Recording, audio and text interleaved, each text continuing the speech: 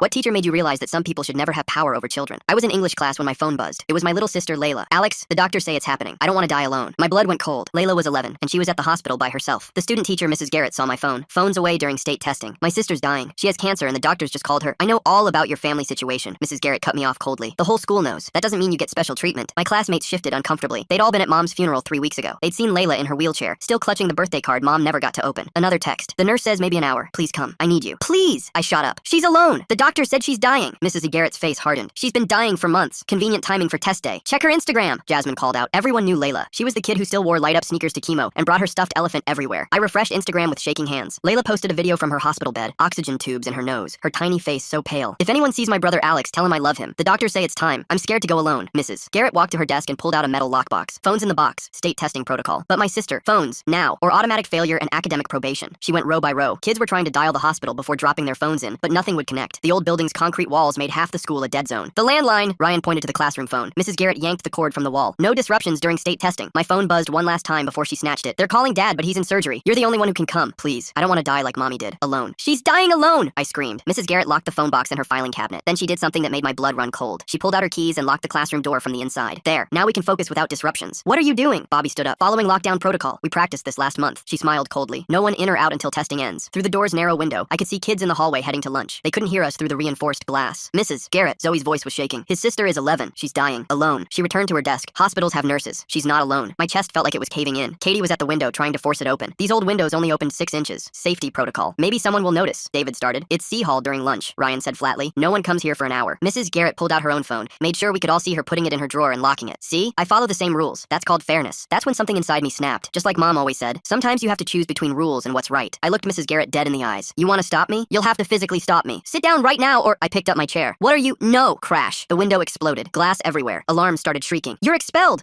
I was already climbing through. That's when I heard it behind me. Chairs scraping. Feet running. If he's expelled, I'm expelled. Ben's voice. Me too. Zoe. Move, Mrs. Garrett. I glanced back to see the entire class pushing past her, flooding through the broken window after me. Even quiet Elena. Even perfect grades David. Mrs. Garrett was screaming about police, about criminal charges, about ruined futures. I don't remember getting to the hospital. I just remember flying through the pediatric ward doors, racing to room 417. Layla was so small in that bed. Her breathing was so shallow. When I burst through the door, her eyes fluttered open. Alex, you came? I'm here, Lils. I'm right here. She squeezed my hand with what little strength she had left. I was so scared to go alone, like Mommy. The entire class burst through the door minutes later. They'd all followed me. Layla smiled weakly at them, then looked back at me. Now I'm not alone. She passed peacefully 20 minutes later, holding my hand, surrounded by love. Mrs. Garrett's teaching license was revoked in every state. Criminal charges are still pending. Good riddance. Or so I thought. Because when we were cleaning out Layla's hospital room, I found something in her diary that made my blood run cold. Alex, I need to tell you something about Mrs. Garrett she'd written the day before. The entry continued. She came to see Mom in the hospital. They were arguing. Mom kept saying, you'll never get them. Never. Mrs. Garrett said something about when you're gone. That's when I found it. Hidden in Layla's stuffed elephant. A letter in Mom's handwriting, dated the week before she died. And when I read the first line, I understood why she was willing to let an 11-year-old die alone. My hands shook as I smoothed out the crumpled paper on the waiting room table. Mom's handwriting filled 3 pages, and right there at the top she'd written that Mrs. Garrett had been trying to get custody of us for months. The letter explained everything. Mrs. Garrett was Dad's cousin's daughter, who'd lost her teaching job in Ohio for something called boundary issues with students. She'd shown up here 6 months ago, claiming she wanted to help our family. Mom wrote that Mrs. Garrett had been watching me at the school and writing down every single thing I did wrong. She'd been building a file to prove I was too angry and violent to take care of Layla after Mom died. Every time I raised my voice in class or got frustrated with homework, Mrs. Garrett wrote it down and twisted it into evidence. Mom's letter said Mrs. Garrett planned to go to court the week after the funeral to get emergency custody. My hands wouldn't stop shaking as I pulled out my phone and started taking pictures of every page. I texted them to myself, then made a new email account just for this and sent them there too. The waiting room door opened and my whole class walked in. Ben asked if I was okay while Zoe handed me a pack of tissues from her backpack. I held up the first page of the letter and watched their faces change as they read it. Jasmine grabbed her phone and started taking her own pictures, while Bobby kept saying we needed to call the police right away. David mentioned his mom was a lawyer and pulled out his phone to call her. That's when I remembered what Layla had written about Mrs. Garrett visiting Mom. I dug through Layla's backpack until I found her diary with the sparkly unicorn cover. There were more entries I hadn't seen before. 2 weeks ago, she'd written that Mrs. Garrett brought papers to Mom's hospital room and Mom wouldn't sign them. Another entry from last month said Mrs. Garrett kept asking Layla weird questions about me. Did I ever yell at her? Did I get mad? Did I scare her? Layla had written in purple gel pen that she told Mrs. Garrett I was the best big brother in the whole world. Reading those words made me lose it completely. Ryan pulled out his phone and started a group chat with everyone from our English class. Within 10 minutes, we had statements from all 13 kids who were locked in that room. Katie typed out exactly what she saw, describing how Mrs. Garrett locked the door and pulled the phone cord from the wall. Ben wrote about hearing my sister's video and watching Mrs. Garrett smile while refusing to let me leave. Elena, who never talked in class, wrote 3 paragraphs about how scared she was watching an adult trap us during an emergency. Bobby documented the timeline minute by minute. Zoe described Mrs. Garrett putting her own phone in the drawer to prove she was being fair. Even David, who never got in trouble for anything, wrote about how wrong it felt to be locked in while someone's sister was dying. That evening, Dad finally got home from the hospital, and I showed him everything. His face went white as he read Mom's letter, and he had to sit down at the kitchen table. He kept shaking his head and saying he had no idea about any of this. He knew Mrs. Garrett was some kind of distant relative through his cousin, but didn't didn't know about her past or why she really came here. He thought she was just trying to help our family during a hard time. He rubbed his face with both hands and started telling me how Mrs. Garrett first showed up at the hospital 6 months ago while he was between surgeries. She said she was family through his cousin Margaret and wanted to help with us kids while Mom was sick. Dad pulled out his phone and showed me the texts she'd sent him. All these messages about wanting to support the family and how kids need stability during hard times. He thought having another adult around would be good for us, especially someone who worked at my school and could keep an eye on me. I asked him straight out if he knew she'd been visiting Mom in the hospital. His shoulders slumped and he admitted Mrs. Garrett had asked for Mom's room number a bunch of times. He gave it to her thinking she wanted to pray with Mom or bring her flowers or something normal relatives do. He never thought she was going there to pressure Mom about custody papers. We sat there for a minute just staring at all the evidence spread across the kitchen table. Dad picked up the phone and dialed 911, telling them we needed to report something about Mrs. Garrett. 20 minutes later, a cop showed up at our door, this older guy with a notepad who listened to everything and looked through Mom's letter. I wonder why Mrs. Garrett picked today of all days to show this side of herself so openly. The way she locked that door and pulled out the phone cord, that's not just following rules, that's something else entirely, isn't it? He took pictures of every page and wrote down what we told him, but then he said custody disputes were civil matters unless there was proof of an actual crime. He took a report and gave us a case number, but warned us not to expect much from the criminal side. The next morning, my phone rang while I was eating cereal, and it was the school secretary saying I needed to come in about the broken window. Dad grabbed his keys and said he was coming with me, and we made copies of Mom's letter at the library on the way there. Principal Weaver's office smelled like coffee, and those vanilla candles she always had burning. I sat in the leather chair across from her desk while Dad stood behind me, and I started explaining everything from the beginning. She read Mom's letter, and her face went from confused to worried to completely shocked. She picked up her desk phone and called the district office, telling whoever answered that they needed Alden Proctor to come to the school immediately for an emergency investigation. While we waited for him to arrive, she pulled up Mrs. Garrett's personnel file on her computer and started scrolling through it. Her eyes got wider as she read something on the screen. She turned the monitor so we could see it and pointed to the part about why Mrs. Garrett left her last job. The application said personal reasons, but there was an attachment from her previous district that mentioned forced resignation due to boundary violations with students. Alden Proctor showed up an hour later with a briefcase and a digital recorder. He was this tall guy in a gray suit who shook our hands and said he took these matters very seriously. For the next 2 hours, he interviewed me about everything, recording every word and making copies of all our evidence. He kept asking about specific dates and times when Mrs. Garrett interacted with our family, writing notes in this leather notebook. He wanted to know exactly when she started visiting Mom, when she asked about custody, when she locked us in the classroom. Then he dropped something that made my stomach turn. 2 other families had already filed complaints about Mrs. Garrett trying to get too involved in their personal lives. One was a single dad whose wife died of cancer last year, and Mrs. Garrett kept showing up at his house offering to help with his kids. The other family had a mom with MS, and Mrs. Garrett had been asking their kids weird questions about their home life. That afternoon, I was sitting in my room when my phone rang with a number I didn't recognize. It was Rosa Arias, one of the nurses from the pediatric ward who'd taken care of Layla. She'd heard about the investigation from someone at the hospital and wanted to tell me what she saw. She confirmed that Mrs. Garrett had been arguing with Mom in her room about 2 weeks before Mom died. Rosa heard Mrs. Garrett say those kids need proper guidance in this really aggressive tone, while Mom kept saying no over and over. Rosa had been about to go in and check on them when Mrs. Garrett stormed out looking mad, but that wasn't even the worst part. Rosa also remembered Mrs. Garrett trying to get into Layla's medical records by claiming she was family. She'd gone to the nurse's station and asked to see Layla's charts, saying she was our aunt and needed to know about treatment options. When the nurses asked for ID proving she was family, Mrs. Garrett got upset and started making a scene about how the hospital was keeping family members in the dark. Security had to come up and escort her out of the building when she wouldn't leave on her own. Rosa said she'd filed an incident report about it, but didn't know if anyone had followed up. She gave me the date and time it happened and said she'd testify if we needed her to. The next morning at the school, I walked into total chaos with kids everywhere holding signs that said things like, "Fire Garrett now," and "Justice for Alex and Layla." Ben and Zoe had organized the whole thing overnight, texting everyone about what happened. Bobby was handing out flyers with a timeline of everything Mrs. Garrett did, from locking us in to letting my sister die alone. Even kids from other grades who didn't know me personally were joining in after hearing the story. Principal Weaver came out trying to get everyone to go to class, but nobody was moving. Katie's mom showed up with a megaphone and started leading chants about child safety. More parents kept arriving, pulling their cars right up to the front entrance and demanding answers. The local news van pulled up just as the district superintendent arrived, looking panicked. That's when Jasmine's dad, who was on the school board, announced they were calling an emergency meeting for that evening. By lunch, the protest had grown, so big that classes were basically canceled. Teachers were coming out to support us too, sharing their own concerns about Mrs. Garrett's behavior. Ryan's older brother, who graduated last year, posted about it on social media, and it went viral within hours. The school board meeting that evening was absolute madness, with every seat filled and people standing along the walls. Parents were taking turns at the microphone sharing disturbing stories about Mrs. Garrett. One mom said Mrs. Garrett had asked really personal questions about their family finances during a parent conference. Another dad said she'd shown up at his workplace asking about his wife's medical condition. A single mom broke down crying, saying Mrs. Garrett kept offering to babysit her kids for free, which seemed nice at first, but got creepy. Then, the doors opened and Mrs. Garrett walked in, wearing this professional suit like nothing had happened. She went straight to the microphone and started talking about how this was all a big misunderstanding. She claimed I was an unstable student who had violent tendencies, and she was just following protocol. When someone shouted about Mom's letter, she actually smiled and said Mom was confused from the pain medication. That's when Dad stood up from where he'd been sitting quietly in the back. He walked to the front and told everyone that Mrs. Garrett was lying about everything. She suddenly blurted out that Dad had promised her she could help raise us after Mom died. Dad's face went completely red, and he called her a liar in front of everyone. The board members were looking at each other in shock as Mrs. Garrett kept insisting Dad had agreed to this. She said they discussed it at the hospital, and he'd been grateful for her offer to help. Dad pulled out his phone and showed texts where he'd specifically told her to stay away from us. The board voted right there to suspend her immediately while they investigated everything. 3 days later, Alden Proctor called to tell us what he'd found during his investigation. Mrs. Garrett had been researching guardianship laws for months before Mom even died. She'd bookmarked dozens of websites about custody proceedings and requirements for getting guardianship. She'd even consulted with a family lawyer named Roger Paulson about the process. The lawyer had kept all their emails because something felt wrong about the whole situation. He contacted the district himself, saying he was disturbed by what he'd learned after seeing the news. In the email emails, Mrs. Garrett described our family as neglectful and claimed we were in danger. She wrote that Dad was never home because of work, and I couldn't properly care for Layla. She called us a broken family that needed someone stable to step in and save us. The lawyer had told her she didn't have grounds for custody, which apparently made her angry. She'd responded saying she would find a way to prove we needed her intervention. That same afternoon, a reporter from Channel 7 showed up at our house after parents had contacted them. Dad didn't want to talk at first, but I convinced him people needed to know the truth. The story aired that night, and within hours, people from Mrs. Garrett's past started coming forward. A principal from Idaho called the news station, saying she'd resigned from his school after similar problems. A family in Oregon posted on Facebook about how she tried to get custody of their kids. 3 different schools confirmed she'd been forced out for crossing boundaries with students and families. The next morning, a detective named Marta Baez from the Child Crimes Unit came to our house. She said this had gone way beyond a school matter and was now a criminal investigation. She interviewed me for 3 hours, recording everything and taking notes about every interaction with Mrs. Garrett. She interviewed all my classmates too, building a case for attempted fraud and conspiracy. During the investigation, Detective Baez found something that made everyone sick. Mrs. Garrett had been taking photos of me at the school without my permission for months. She had a whole file on her computer labeled Evidence of Instability with hundreds of pictures. The photos were just normal stuff like me laughing with friends or looking tired in class. She'd added captions to each one trying to make normal teenage behavior look concerning. One photo made Detective Baez actually gasp when she showed it to us. It was a picture of me crying at Mom's funeral, my face twisted in grief. Mrs. Garrett had written underneath it, emotional instability and inability to cope with loss. Even the detective, who'd seen terrible things in her job, looked shaken by how cruel that was. The hospital called Dad the next morning while we were eating breakfast. They wanted to meet with us about their own investigation into Mom's care records. We drove there in silence and met with the administrator in a small conference room. She pulled out a thick folder and showed us visitor logs from Mom's final weeks. Mrs. Garrett's name appeared 7 times, not the 2 visits she'd told everyone about. The administrator pointed to the dates, and I noticed something that made me sick. Something doesn't add up about Mrs. Garrett visiting Mom 7 times when she claimed only 2 visits. The hospital logs don't lie. So what was she really doing during those other 5 visits that she wanted to keep hidden? Each visit happened right before Mom got worse. After the first visit, Mom's blood pressure spiked. After the third, she had breathing problems. After the 5th, her kidneys started failing. The administrator said they couldn't prove Mrs. Garrett did anything, but the pattern was disturbing. Then the head nurse from Layla's ward knocked on the door and came in with her own folder. She showed us phone records where Mrs. Garrett had called the pediatric ward 23 times asking about Layla. The calls always asked the same questions about life expectancy and how much time was left. The nurses thought it was weird, but didn't know who to tell since Mrs. Garrett claimed to be helping our family. One nurse had written notes about Mrs. Garrett trying to get medical details that weren't her business. Back at the school, my classmates were amazing through everything. Ben started bringing me lunch every day so I wouldn't have to go to the cafeteria alone. Bobby organized rides to and from the school when Dad couldn't drive me. Zoe made copies of all her notes and homework without me asking. Even Elena, who barely talked to anyone before, started sitting with me during free periods. She'd just sit there quietly, but her presence helped more than words could. She organized study groups at her house and made sure I didn't fall behind in any classes. 2 weeks after Layla died, the school held a memorial service in the auditorium. Every single person from our English class showed up wearing light-up sneakers like Layla used to wear. Teachers who'd had Mrs. Garrett as a student teacher came forward with their own stories. One said Mrs. Garrett had asked too many personal questions about students' home lives. Another mentioned she'd tried to get access to confidential student files. The math teacher said Mrs. Garrett had volunteered to do home visits, which wasn't normal for student teachers. During the service, Jasmine stood up and read a poem she'd written about Layla's bravery. She talked about the light-up sneakers and the stuffed elephant, and how Layla smiled even during chemo. People were crying everywhere, even the tough kids who never showed emotion. After the service, we all went outside to the courtyard, where maintenance had dug a hole for a tree. We planted it together, everyone taking turns with the shovel. The principal revealed a plaque that said, "In memory of Layla, who taught us that love is stronger than rules." 3 days later, the district investigator finished his report, and Dad got a copy. It was 47 pages long and listed 17 different policy violations Mrs. Garrett had committed. She'd lied on her application about previous employment. She'd accessed student records without permission. She'd violated boundaries with multiple families. The report recommended criminal prosecution and said she should never be allowed near children again. The investigator found evidence she'd been planning something with her family for months. That same afternoon, the police got a tip that Mrs. Garrett was at the bus station. Officers found her trying to buy a ticket to Florida with cash. She had 2 suitcases and had dyed her hair black to change her appearance. They arrested her right there at the ticket counter, while other passengers watched. She screamed that this was all a misunderstanding and she was just taking a vacation. The officers charged her with attempted custodial interference, fraud, and conspiracy to commit kidnapping. At her bail hearing 2 days later, the courtroom was packed with parents from the school. The prosecutor stood up and dropped a bomb that shocked everyone. Mrs. Garrett had done this before in 2 other states. In Montana, she tried to get custody of 3 kids whose mom had cancer. In Nevada, she targeted a family where the dad was dying. Both times, she'd positioned herself as the stable adult who could save the children. The families from those states sent statements describing her manipulation. The judge listened to everything with a grim expression on his face. When it was time to decide on bail, he called Mrs. Garrett a clear danger to children and a flight risk. He denied bail completely, which meant she'd stay in jail until trial. As the bailiffs led her away in handcuffs, she started screaming that she was only trying to help us. She yelled that we needed her and Dad couldn't take care of us alone. She kept playing the victim even as they dragged her out of the courtroom. That night, Dad broke down completely for the first time since Mom died. He blamed himself for letting Mrs. Garrett into our lives and couldn't stop apologizing to me. I showed him Mom's letter again where she specifically wrote not to blame him. Mom knew Mrs. Garrett was a master manipulator who fooled everyone. Dad started seeing a therapist the next week to deal with his guilt. The therapist helped him understand that predators like Mrs. Garrett are experts at finding vulnerable families. Dad went twice a week and slowly started to forgive himself for not seeing through her lies. 2 weeks later, I was going through Mom's jewelry box looking for her necklace to wear to court when my fingers found a folded paper stuck under the velvet lining. My hands shook as I opened another letter from Mom, this one addressed to both me and Dad, dated just 3 days before she died. She wrote that Mrs. Garrett was the best liar she'd ever met, someone who could convince anyone of anything, and we shouldn't blame ourselves for not seeing through her act when even trained professionals at her old schools had been fooled. The letter explained how Mrs. Garrett had volunteered at the hospital for months before Mom got sick, learning about vulnerable families and waiting for the perfect target. Mom begged us to forgive ourselves because predators like Mrs. Garrett spend years perfecting their manipulation. I showed Dad the letter that night and watched the guilt finally start to leave his eyes. The next week, the school board held an emergency meeting where they announced new rules requiring all student teachers to provide 3 references from previous schools and pass expanded background checks. They named it Layla's Law after my sister, and every parent in the packed auditorium stood up and clapped while I sat there trying not to cry. The principal said they'd also hired a full-time counselor just to monitor student-teacher boundaries and investigate any concerns immediately. 3 months crawled by before Mrs. Garrett's trial finally started on a cold Monday morning in March. The courthouse was packed with reporters and parents from the school, all wanting to see justice for what she'd done. I had to testify on the second day, sitting in that witness chair and telling a room full of strangers about the worst day of my life. The prosecutor asked me to describe breaking the window while my sister was dying alone, and I had to stop twice because I couldn't breathe through the memories. She had me read parts of Mom's letters out loud, and several jury members wiped their eyes when I got to the part about Layla being scared to die alone. The defense attorney tried to make me look unstable, asking about my grades dropping after Mom died and the window incident, but the prosecutor objected, and the judge shut him down. On day 3, my classmates testified one by one about what they saw in the classroom. Ben went first, describing how he followed me through the broken window because he knew it was the right thing to do, even if it meant getting expelled. His voice cracked when he told the jury about seeing Mrs. Garrett lock the door and take the phones while knowing an 11-year-old girl was dying alone. Zoe testified next, explaining how Mrs. Garrett had smiled while denying me the chance to be with my dying sister. Bobby told the court about Mrs. Garrett yanking the phone cord from the wall to prevent any calls to the hospital. Even quiet Elena took the stand, her voice steady as she described the cold look on Mrs. Garrett's face when she said hospitals have nurses, so Layla wasn't really alone. David testified last, using his perfect memory to give exact quotes of everything Mrs. Garrett said that day. The defense attorney tried to paint Mrs. Garrett as mentally ill and misunderstood, bringing in a psychologist who'd never actually met her to talk about stress and poor judgment. But the prosecutor destroyed that story by presenting boxes of evidence showing Mrs. Garrett's careful planning over months. They had her personal notebooks where she'd written detailed plans about getting custody of me and any insurance money from Mom. The prosecutor showed emails where Mrs. Garrett researched guardianship laws and even looked up how much Social Security orphans receive. They found Google searches on her computer about how to prove a parent is unfit and emergency custody procedures dating back 6 months. On day 4, families from Montana and Nevada testified by video link about Mrs. Garrett's previous attempts to steal their children. A mother from Montana broke down sobbing as she described how Mrs. Garrett had convinced her dying husband to sign papers making her the kid's guardian, papers that thankfully weren't legal because they weren't notarized. A father from Nevada explained how Mrs. Garrett had called CPS on him 12 times with false reports while his wife was in hospice care. Another family described finding Mrs. Garrett in their house at 2 a.m., claiming she was just checking on the children after their mom's death. The prosecutor presented records showing Mrs. Garrett had been fired from 3 different schools for boundary violations with students. After 5 days of testimony, the jury went to deliberate at 2 p.m. on a Friday afternoon. We waited in a small room down the hall, Dad holding my hand while the window crew sat around us for support. At 5:47 p.m., the bailiff came to get us because the jury had reached a verdict. My legs felt like jelly. Walking back into that courtroom, Mrs. Garrett called Layla's ward 23 times, asking the same questions about how much time was left. That's not concern. That's calculating. Those phone records make me wonder if she was waiting for the perfect moment to make her move with our family. The jury foreman stood up and read guilty on all 14 counts, including attempted kidnapping, fraud, conspiracy, and custodial interference. Mrs. Garrett's face went white, and she grabbed the defense table like she might fall over. The judge scheduled sentencing for 2 weeks later and denied the defense's request to let her stay free on bail. At the sentencing hearing, I had to read my victim impact statement to the court. I stood at the podium with shaking hands and told them about Layla's last moments, how she was terrified of dying alone like Mom, and how Mrs. Garrett tried to make that happen just to hurt me. I explained how Mrs. Garrett used my sister's death as an opportunity to try stealing us, turning the worst day of my life into part of her sick plan. The judge's face got harder with every word I read. When I finished, the judge sentenced Mrs. Garrett to 15 years in prison with no possibility of early release. She called Mrs. Garrett a predator who targeted grieving families at their most vulnerable moments. As the bailiffs put handcuffs on Mrs. Garrett to take her away, she started screaming that she was innocent, and we'd all regret this. She yelled that she only wanted to help us, and that Dad was the real criminal for neglecting his children. The detective who'd worked our case told us afterward that Mrs. Garrett would be on a national registry that prevents her from ever working with children again, even after she gets out of prison. 2 weeks after the trial ended, the school held a mandatory assembly about recognizing predatory behavior and the importance of speaking up when adults cross boundaries. They brought in experts who explained how predators choose vulnerable targets and slowly break down normal boundaries over time. The whole school had to attend,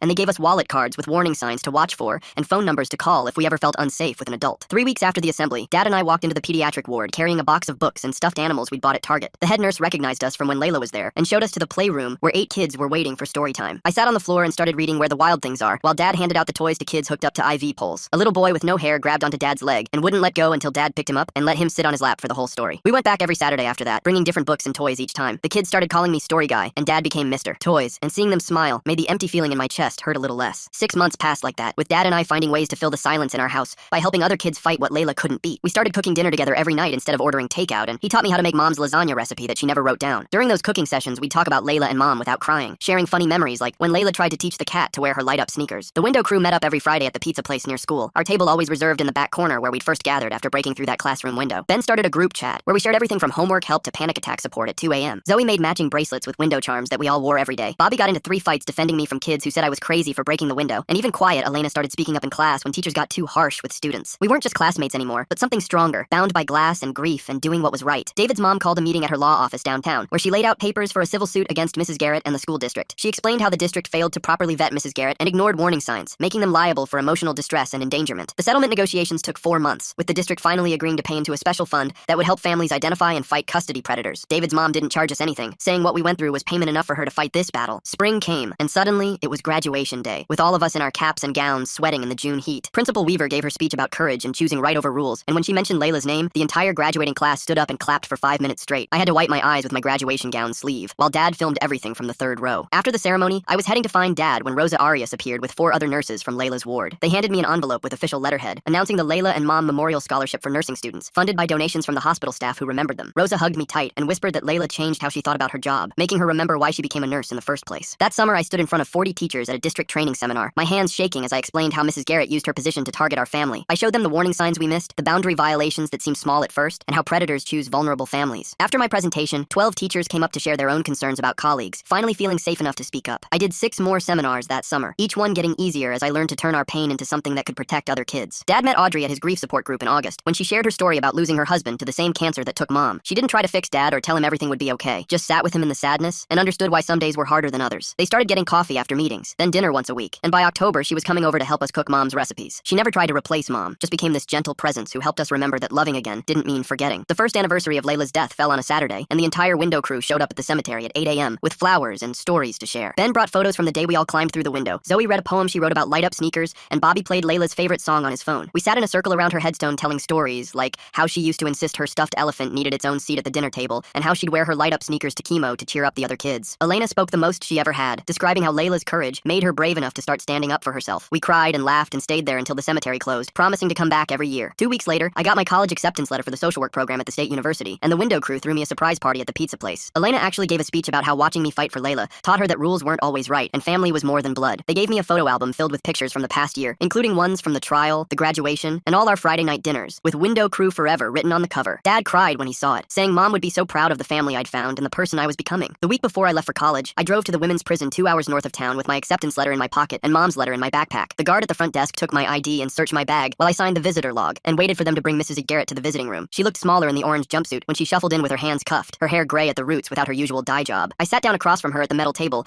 and pulled out Mom's letter, spreading it flat between us so she could see every word Mom wrote about her plans. Mom knew everything, I said. She tried to reach for the letter, but the guard stepped forward and she pulled her hands back. Your mother misunderstood my intentions. I folded the letter and put it back in my bag. She understood perfectly, and she stopped you. Mrs. Garrett leaned forward, and her voice got soft and fake sweet like it used to in the classroom. Alex, I loved you and Layla like my own children. I only wanted to help after your mom got sick. I stood up and walked to the door without looking back. The guard told me 3 days later when I called to check that Mrs. Garrett had thrown her food tray at the wall after I left and screamed for an hour about ungrateful children before they put her in solitary. My first semester at State University, I took Introduction to Child Psychology with Professor Martinez, who had us share personal experiences related to course material. When I told my story about Mrs. Garrett during the unit on predatory behavior, the whole class went silent, and Professor Martinez asked me to stay after class. She wanted to know if I'd help develop a new curriculum module about family predators who use positions of authority to target vulnerable families. I spent the rest of the semester researching similar cases and interviewing experts, turning it into my senior thesis project that would take 3 more years to complete. Dad called me in October of my freshman year while I was studying in the library. The window crew started something, he said, and I could hear the pride in his voice. Ben and Zoe had organized the whole class to create a nonprofit called Light Up Sneakers Foundation after Layla's favorite shoes, and they'd already identified 3 families being targeted by people in positions of trust. Bobby was handling the legal paperwork, while Elena, who'd found her voice after that day, was running support groups for siblings of sick kids. 15 years in prison for Mrs. Garrett makes me wonder if there's more to her past than we know about, since that's a really long sentence for a first offense. They'd raised $20,000 at their first fundraiser and rented a small office space downtown next to the pizza place where we used to meet. I changed my major to social work the next day and spent every school break working with them to build the organization. 4 years went by faster than I expected with classes and internships and thesis work, but finally graduation day came, and the entire window crew was there in the audience cheering louder than anyone when I walked across the stage with my degree. They'd saved a position for me at the nonprofit, which had grown to 6 full-time staff members and helped 47 families recognize and stop predatory behavior. We worked 18-hour days that first year back, creating training materials and assessment tools that other organizations started requesting. Within 2 years, we'd opened chapters in 12 states with standardized protocols for identifying what we called Garrett patterns, after the woman who'd shown us what to watch for. The national news picked up our story when we helped stop a teacher in Ohio who'd been following the exact same playbook Mrs. Garrett had used, and suddenly we were getting calls from everywhere. We hired more staff and moved to a bigger office, but we kept Layla's stuffed elephant on the desk in the lobby and her picture on every piece of literature we sent out. Dad had been dating Audrey for 3 years by then, and when he told me he wanted to propose, we went together to pick out a ring that reminded us of Mom's without copying it. The wedding was small, just family, and the window crew in the hospital garden where they'd installed Layla's memorial bench under a oak tree. Dad had asked them to plant light-up solar flowers around the bench that glowed at night like her sneakers used to, and when the ceremony started at sunset, they were just beginning to shine. Audrey had written her own vows about how loving Dad didn't mean replacing Mom, but honoring the love that came before, and there wasn't a dry eye in the garden. The reception was in the hospital cafeteria, where the staff had decorated with photos of all the kids Layla had cheered up during during her treatments, and Rosa gave a speech about how Layla's bravery had inspired the whole pediatric ward. Looking at Dad dancing with Audrey while the window crew sang the song Bobby had played at Layla's grave, I pulled out Mom's letter one more time and read the last line she'd written. Love is stronger than evil. Always remember that when things seem dark. Mom had fought Mrs. Garrett even while dying, protecting us with her final strength, making sure that woman could never hurt another family the way she'd tried to hurt ours. Well, folks, that's all I've got for today. Thanks for hanging out with me and letting me ramble through all those little details. I always love diving into this stuff with you. Until next time, stay curious and keep exploring. If you made it to the end, drop a comment. I love reading all your comments.